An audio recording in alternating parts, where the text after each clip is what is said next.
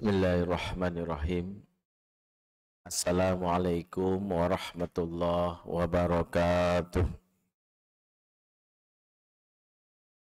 Innal hamdalillah nahmaduhu wa nasta'inuhu wa nastaghfiruh wa na'udzu billahi min syururi anfusina wa sayyiati a'malina. Man yahdihillahu fala mudhillalah wa may yudlil fala hadiyalah. Asyhadu an la ilaha illallah wahdahu la syarikalah wa asyhadu anna Muhammadan abduhu wa rasuluhu alladzi la nabiyya ba'dah wa la haula wa la quwata illa billah wa ba'd. Ikhwatal iman, a'azakumullah jami'an.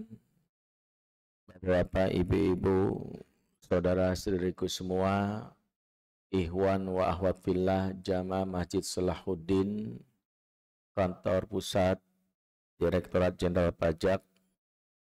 Semoga Allah senantiasa memberkahi kita semua yang hadir, dan semoga kita bisa masuk surga bersama-sama semuanya. Amin ya rabbal alamin. Alhamdulillah, siang ini Allah izinkan saya khususnya untuk bisa duduk kembali. Sudah lama tidak mengisi kajian secara langsung di hadapan jamaah semua, khususnya di Masjid Salahuddin. Hampir 2 tahun kajian yang sejatinya kita pelajari mengenai parenting dalam Islam, itu kita belajar dari online. Tapi qadarullah, saya diminta untuk mulai offline, dan hari ini perdana ya. Dan terus kita berdoa, meskipun saat ini COVID belum hilang, bahkan disinyalir terjadi gelombang keempat. Ya.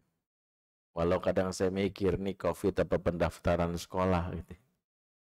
Jadi kita tetap optimis, merasa yakin bahwa tidaklah penyakit itu datang kecuali Allah juga yang sembuhkan. Sebagaimana diajarkan Al-Quran, Fa'idha maritu fahuwa yashfin. Jika aku sakit, dialah Allah yang menyembuhkan. Jadi bukan obat yang menyembuhkan, obat wasilah. Prinsip kita yang menyembuhkan Allah. Sarananya diantara lihat obat. Hari ini kita berbicara kembali bagaimana ilmu parenting dalam Islam. Mungkin kita mulai dari yang sederhana sebelum masuk kepada tema. Parenting itu sebenarnya bicara apa? Nah, ini penting. Ya.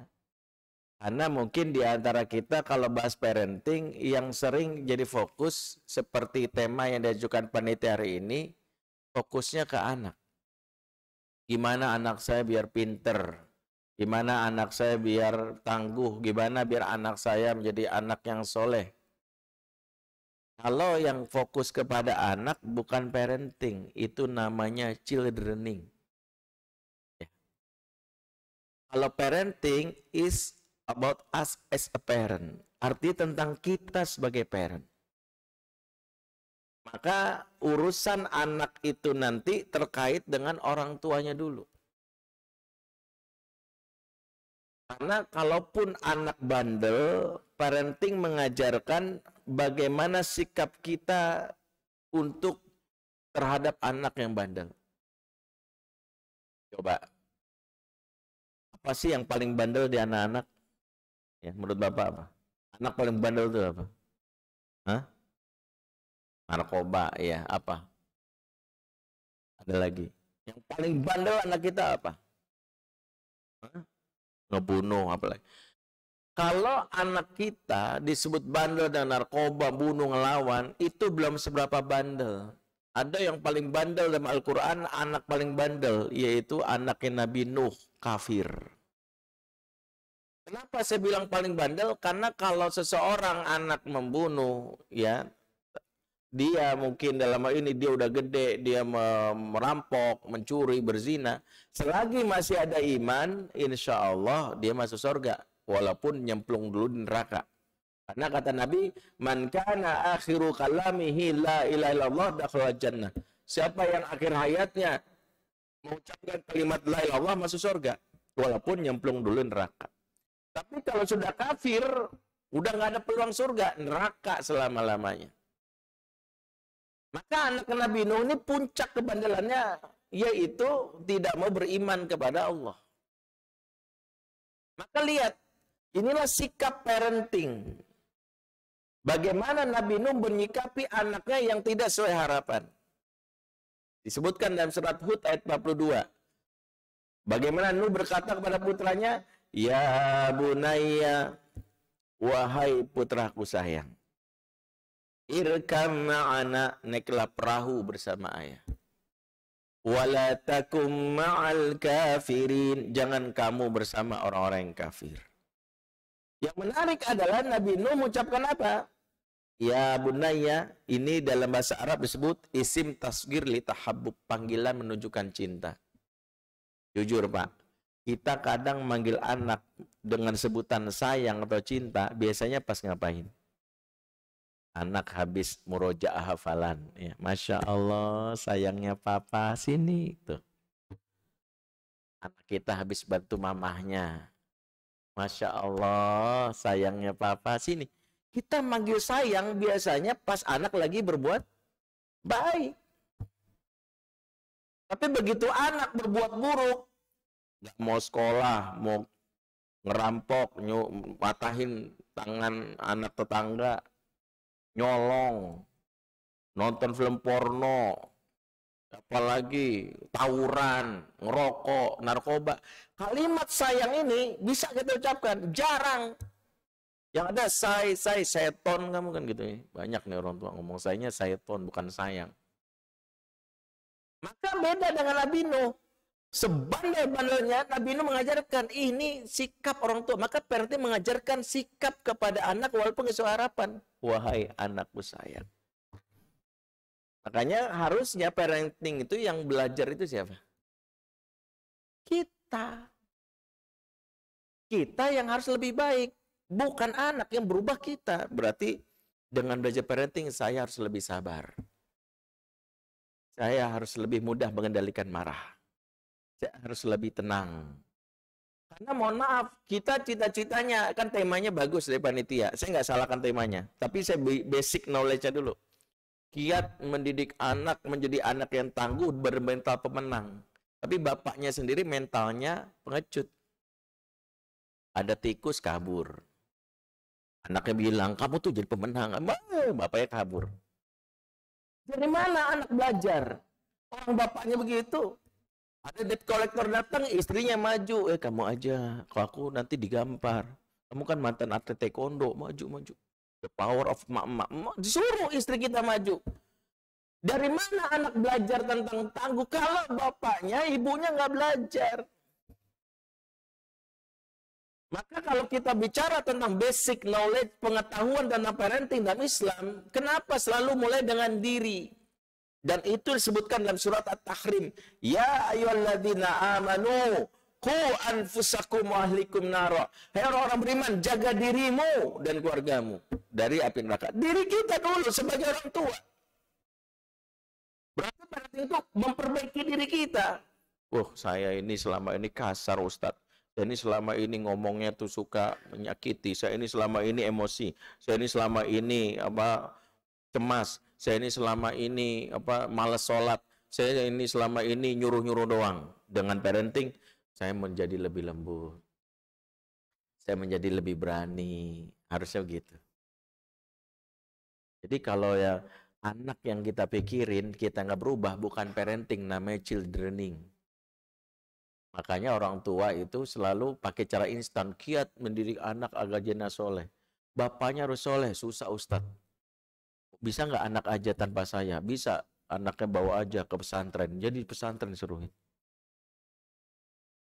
Ada yang lebih cepat nggak Ustadz? Pesantren kan lama. Iya, bawain uya-kuya. Ya, tatap mata saya kan gitu. Ya, uya-kuya kalah sama pesulap merah sekarang.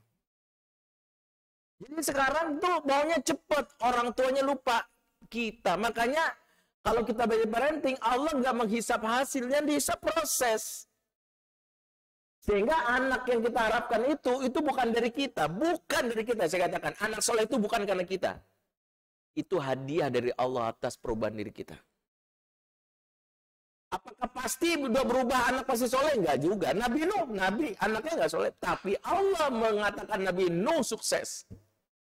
Dari mana buktinya? Allah puji. Innallaha astafa Adama wa Nuha wa ala Ibrahim wa ala Imrana alal alamin. Allah memilih Adam, memilih Nuh.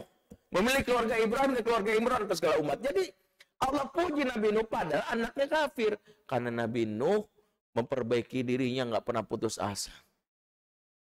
Makanya kalau ada orang belajar parenting, dia marah mikirin anaknya gimana ya. Anak saya kenapa sih pengecut?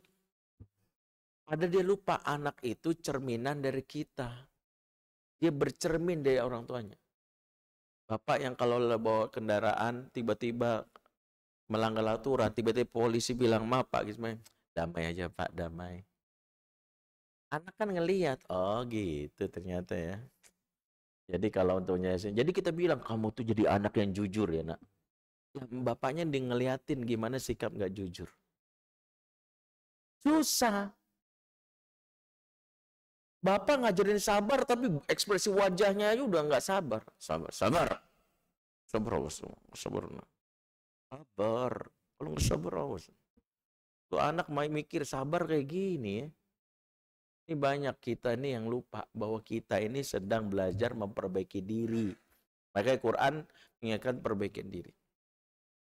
Berarti kalau kita bicara tentang tema ini yang diajukan panitia, kiat mendidik anak tangguh dan bermental pemenang, berarti tengoklah diri kita. Kita bisa nggak menuntut anak tapi kita sendiri nggak? Pak yang doain tiap hari anaknya angkat tangan, yang doain anaknya. Gak doain nih. Doain anaknya enggak? Oh, angkat, insya Allah. Saya yakin Bapak doain, semuanya doain. Mungkin makin malu. Biasanya doainnya pakai bahasa Arab, pakai bahasa Indonesia. Bahasa Arab bagus, bahasa Indonesia. Kalau pakai bahasa Indonesia, biasanya doanya gimana? Ya Allah, jadikanlah anakku anak yang soleh, soleha, penghafal Al-Quran. Begitu ya Pak? Yang doain anaknya jadi penghafal Al-Quran ada? Angkat tangan. Gak ada yang doain anak jadi penghafal Al-Quran? Ada. Saya tanya, Pak, Bapak minta jadi Bapak yang hafal Quran nggak? Nah, kita ini lucu nuntut anak hafal Quran, kita nuntut anak kita jadi anak soleh, kitanya minta nggak? Jadi bapak yang soleh. Saya tuh pernah disindir anak saya, makanya saya juga belajar. Waktu anak saya mulai hafal Quran, ya Allah nak, bangga banget Abi nih. Kalau kamu hafal Quran, nanti Abi di akhirat dimahkotai sama kamu dengan hafalan Quran kamu. Terus kata dia apa? Terus yang mahkotai nenek siapa? Kita lupa, kita punya orang tua Pak. Kita minta anak mahkotain, tapi kita lupa. Ntar mahkotain ibu kita siapa? Kita kan harusnya jadi anak soleh. Kenapa anak dituntut untuk soleh, kitanya enggak?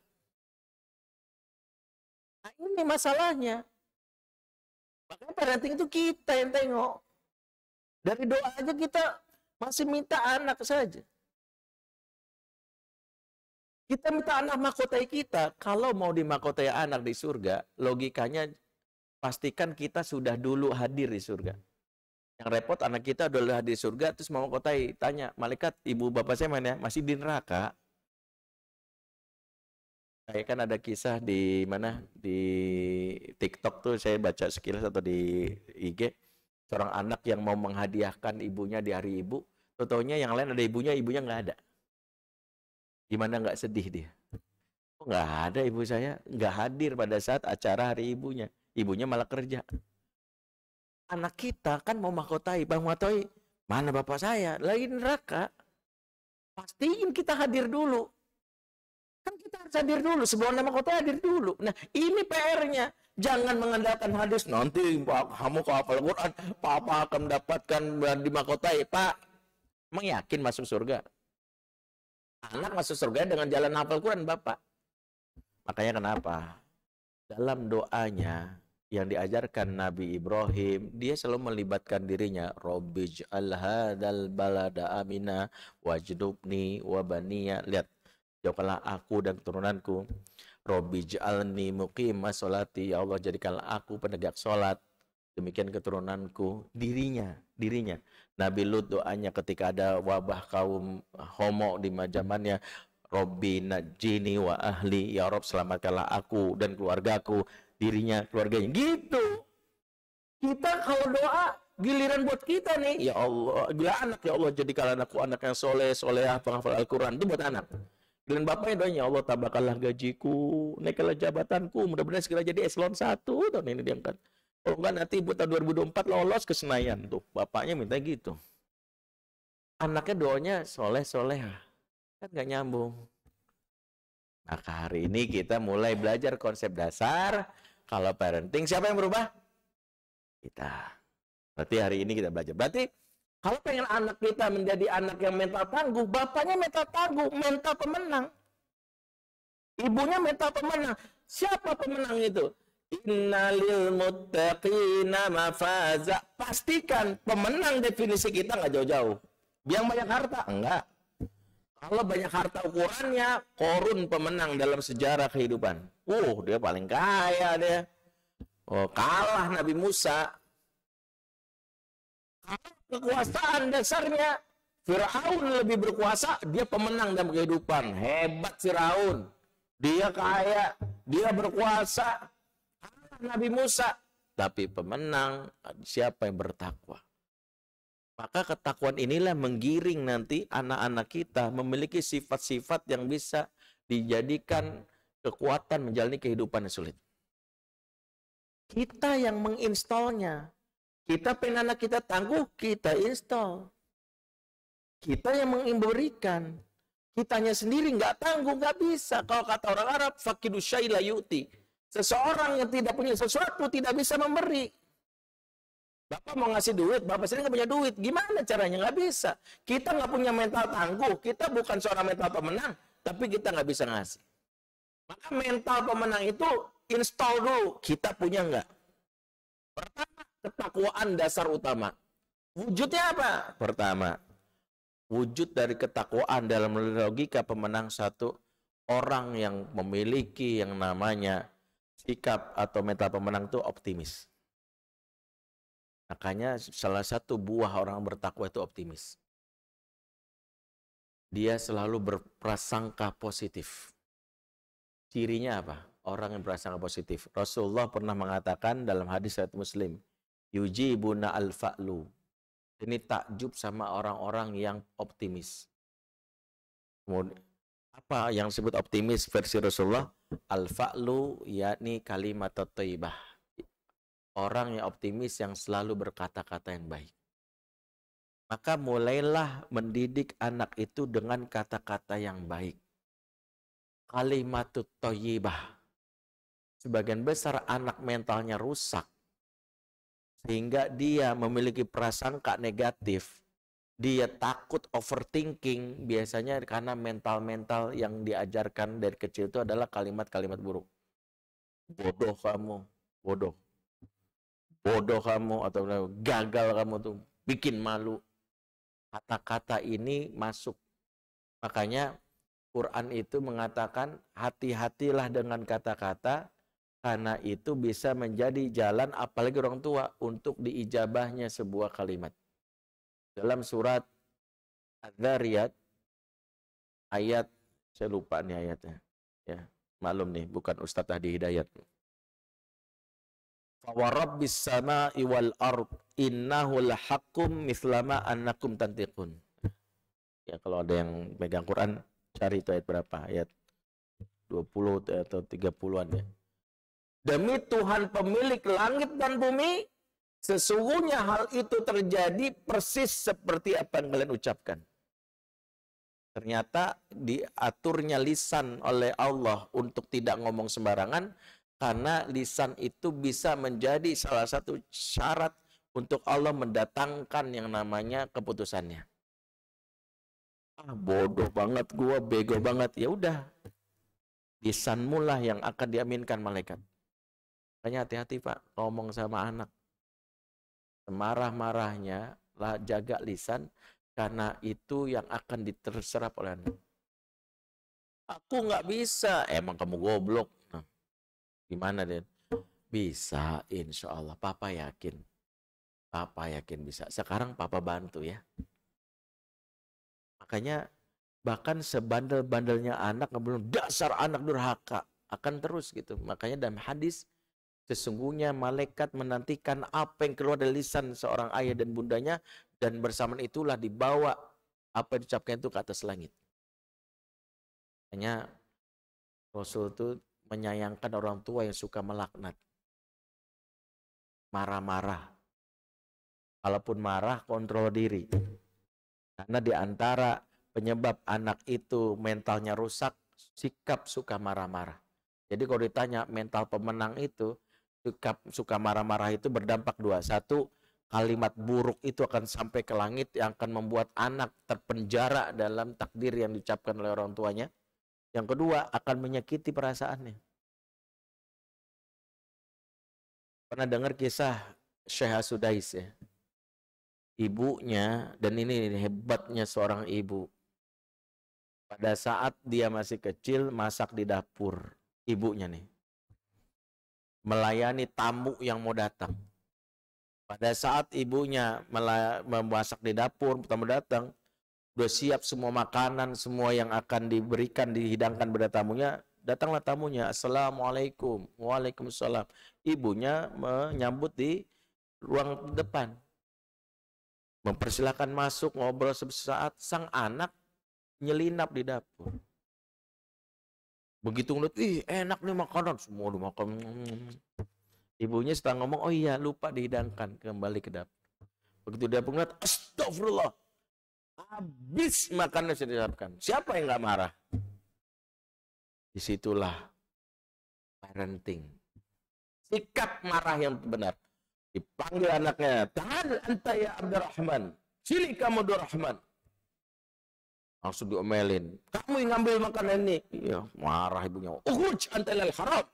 La'anaka imam Masjidil Haram. Keluar kamu ke Masjidil Haram. Ibu laknat kamu jadi imam Masjidil Haram. Enggak nanggung-nanggung laknatnya. Makanya kisah melin kundang itu harusnya kita revisi. Ibu daripada ngeliat anak jadi batu, mendingan jadi batu akik kan gitu ya. Lebih berharga gitu ya. Ini batu diapain juga nggak bisa. Oh, batu akik ada nilai jualnya gitu ya.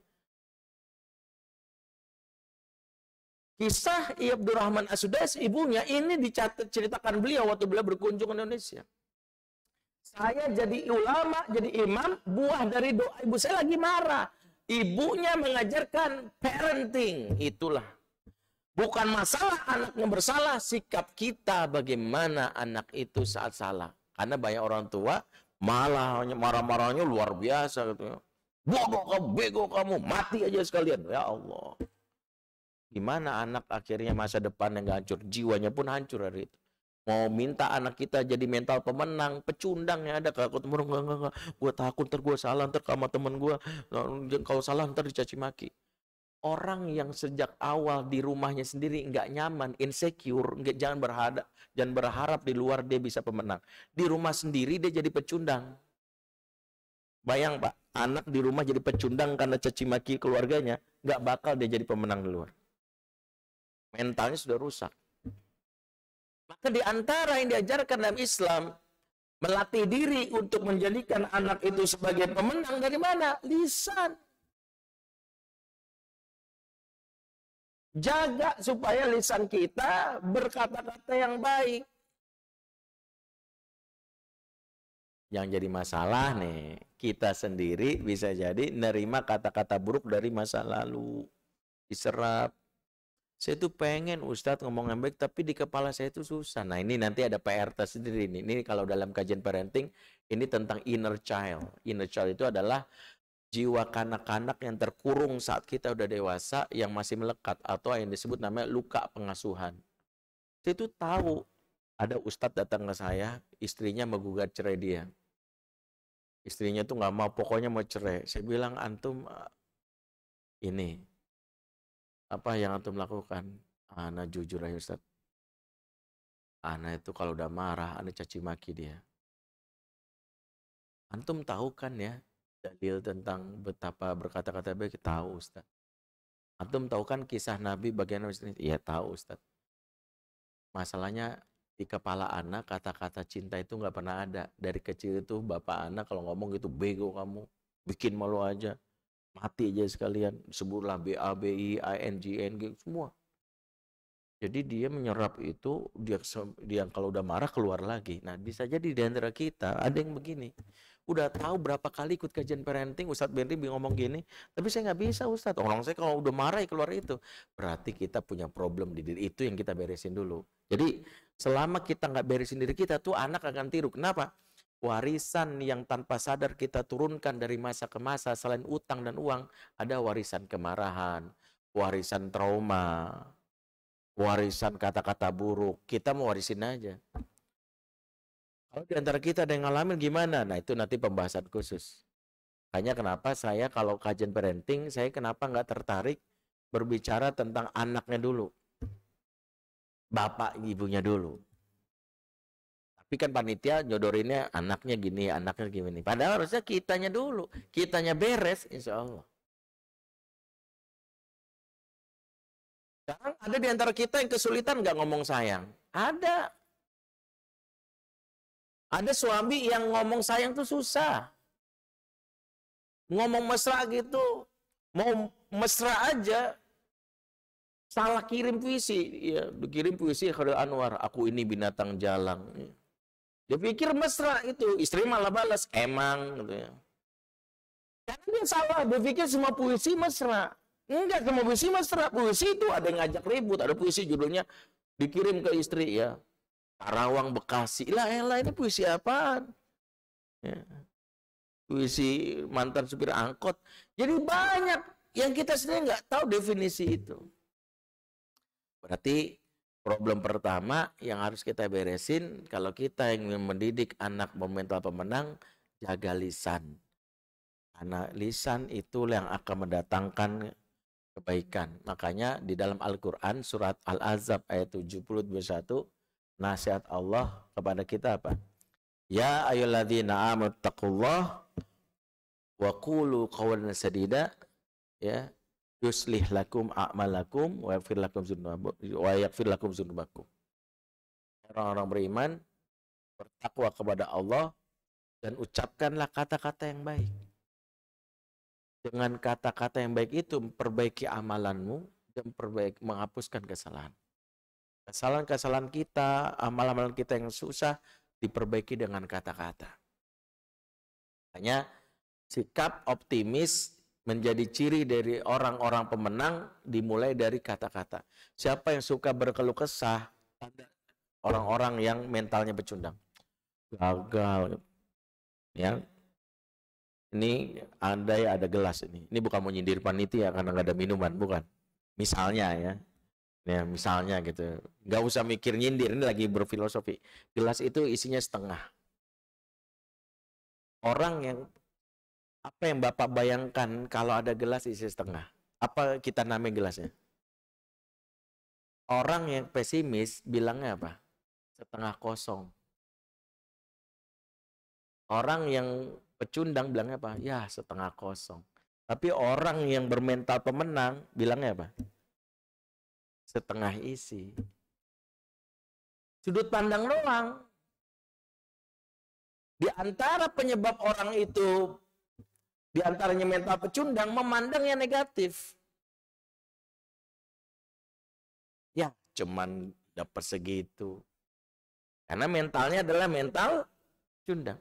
Dari mana muncul itu? Lagi-lagi dari apa yang diperoleh di pola asuhnya. Oke, waktu kita terbatas. Kedua, orang yang mental pemenang punya percaya diri yang tinggi. Percaya diri itu dibangun lewat apa? PD nggak mungkin muncul sebelum PA. Karena habis PD, PA, PB, PC, PD kan gitu ya. PA itu apa? Percaya Allah. Nggak mungkin membangun percaya diri kalau nggak percaya sama Allah. Seorang Musa kalau nggak percaya Allah dia nggak pede, sendirian menghadapi Firaun. Ibrahim menghadapi Namrud mungkin nggak pede, tapi karena PA maka dia pede. Apa tuh PA? Percaya Allah. Anak kita ini kalau pede diajarin cuman kamu bisa, Tapi nggak diinstal Allah, nggak. Maka orang pede itu karena nggak PA. Ibrahim sendirian pede. Kenapa? Percaya Allah.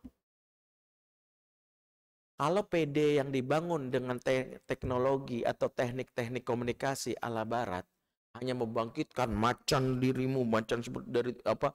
Bangkitkan macan dalam dirimu gitu. Yang lagi tidur gitu ya. Maka kita itu merasa diri kita lah penentu segalanya. Kita lupa kekuatan manusia terbatas.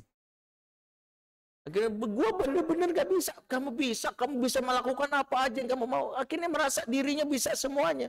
Ketika dicoba gak bisa juga, makin hancur. Dia lupa. Allah menyandarkan kepada diri, pasti mentalnya jatuh. Kenapa? Manusia itu dirinya terbatas. Kalau kamu bisa terbang, pasti bisa terbang. Gak bisa. Allah bikin kamu terbang. Kalau Allah bilang gak bisa, gak bisa. Makanya kenapa? Kalau pengen membuat anak itu yang namanya PD sebagai bagian dari ciri mental pemenang, orang tuanya wajib menginstal tauhid. Karena awal dari orang yang minder, karena tauhid yang belum sempurna, belum tegak. Wala tahinu wala tahzanu, kata Allah. Wa antumul a'launa in kuntum mu'minin. Surat Al-Imran 139. Jangan kamu merasa hina, jangan kamu merasa sedih. Sesungguhnya engkau tuh tinggi kalau kamu beriman. Makanya membuat kita ini merasa tinggi alias percaya diri kita karena Allah yang memuliakan kita. Imanlah seorang seorang Bilal bin Rabah menjadi tinggi nilainya bukan karena apa-apa, karena keimanannya. Selagi dia jadi budak dan gak beriman, dia hina. Tapi walaupun dia masih budak, tapi dia beriman, dia naik kelas. Maka itu yang dicatat. Mengapa seorang Musa bisa pede melawan Fir'aun? Mengapa seorang Nabi Muhammad bisa pede melawan kaum kufar Quraisy yang sedemikian banyak? Mengapa seorang Abdullah bin Mas'ud bisa pede menyerang Abu Jahal pada badannya kecil, mungil, pendek? Mengapa seorang Nabi Ibrahim bisa melawan Raja Namrud? Mereka bukan PD, tapi PA. PA itulah menghasilkan PD. Karena saya PA, maka saya PD. Karena saya percaya Allah, maka saya percaya terhadap diri saya. Allah menganugerahkan iman kepada diri. Iman itulah mengangkat diri saya. Karena iman sebaik-baiknya motivasi tertinggi yang mengangkat derajat orang. Yarfa'illahu alladhina amanu minkum walladhina utul ilma darajat. Allah meninggikan orang-orang beriman di antara kamu dan orang berilmu berapa derajat. Iman dasar pertama ditinggikan. Kalau kita ingin menjadi status kita lebih baik, maka yang berikutnya adalah beriman. Pastikan menistol iman. Yang ketiga, mental pemenang. Yang ketiga adalah orang yang punya visi. Apa yang membuat seorang itu gampang mundur? Karena nggak bisa menjawab pertanyaan Allah. Ya ayyuhalladzina amanu taqullaha wa tanzur nafsum ma qaddamat lighad. Hai orang beriman, bertakwa kepada Allah dan setiap memperhatikan besok mau ngapain. Saya pakai ilustrasinya. Bapak mau jalan, benar-benar mau, saya ingat kemarin ada orang yang jalan kaki merayakan kemerdekaan dan dia dipaksa pulang, dia nggak mau berhenti kan dia tahu mau kemana. Orang yang tahu mau kemana tidak akan pernah dihentikan. Tapi orang yang nggak tahu mau kemana, gampang berhenti. Makanya kalau kita nggak tahu mau kemana, tengah aja stop, pulang-pulang. Ya udah pulang. Emang lo kemana sih? Enggak sih Pak, jalan-jalan doang. Tapi kalau kita mau tahu kemana, dihalangi kita cari jalan. Makanya pemudik itu kemarin, waktu pandemi, dihalangi cari celah Pak. Karena tahu mau kemana. Seandainya dia nggak tahu mau kemana, disuruh pulang-pulang. Tapi kita bilang, nggak boleh Pak, mudik karena lagi status gini-gini. Cari celah kan, mungkin di antara kita salah satunya. Ya, lewat belakang mau, lo jalan tikus, lewat ini, habis jalan tikus, jalan curut, pokoknya, sampai kecil lagi, jalan kecoa, pokoknya. Akhirnya bisa kita sampai kampung. Kenapa kita bisa nggak berhenti? Karena tahu mau kemana. Kenapa orang-orang itu mundur mentalnya itu? Karena nggak tahu mau kemana. Anak kita, termasuk kita yang nggak tahu mau kemana, hidup untuk apa? Pasti mentalnya mental pecundang. Makanya kenapa orang mudah menyerah? Kenapa Nabi Muhammad tidak menyerah walaupun dibombardir, dilakukan banyak hal ya oleh orang kafir Quraisy? Jawabannya karena beliau tahu mau kemana. Beliau mau ingin membawa umatnya ke surga. 3 hal yang kita jadikan indikator mental pemenang. Yaitu ada optimisme dengan kata-kata, percaya diri, yang ketiga ada percaya diri dengan PA, yang ketiga adalah tahu mau kemana alias punya visi. Aku lu qouli hadza fastaghfirullakum. Wassalamualaikum warahmatullahi wabarakatuh.